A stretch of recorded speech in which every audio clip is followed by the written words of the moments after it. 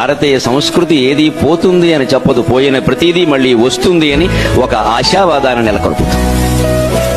అది జనవరి 1కి జనవరి 1కి ఉగాదికి తేడా. అది డిసెంబర్కి జనవరికి ఏ భేదం లేదు. అప్పుడు చలి ఇప్పుడు చలి, అప్పుడు వణికి ఇప్పుడు వణికి. డిసెంబర్ నెలలో ఏ ఋతువు ఉందో జనవరి నెలలో అదే ఋతువు ఉంటుంది.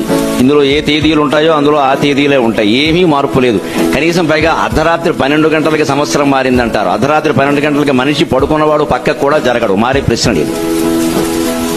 అంటే జనవరి 1 జరపడం సంవత్సరాది కాదు, ఉగాదే నిజమైన సంవత్సరం. సంవత్సరం మారింది అంటే ఏమైనా మారాలగా. మనకి ఉగాది ప్రారంభం సూర్యోదయంతో మొదలవుతుంది, రాత్రి 12 గంటలకు కాదు. సూర్యోదయం అంటే చీకటి నుంచి వెలుగులోకి చేసే ప్రయాణం. రాత్రంతా చీకటి, పొద్దున్నే వెలుగులోకి ప్రయాణం చేస్తున్నాం. మార్పు. శిశిరం, ఆకులన్నీ రాలిపోయిన కాలం. వసంతం, అన్ని చిగురించే కాలం, అదొక మార్పు. శిశిర ఋతువు నుంచి వసంత ఋతువు ఒక మార్పు. పాల్గొన మాసం నుంచి చైత్ర మాసం ఒక మార్పు. అమావాస్య నుంచి మళ్ళీ శుక్లపక్షం దినదినాభివృద్ధి మరొక మార్పు. ఇవన్నీ జీవితానికి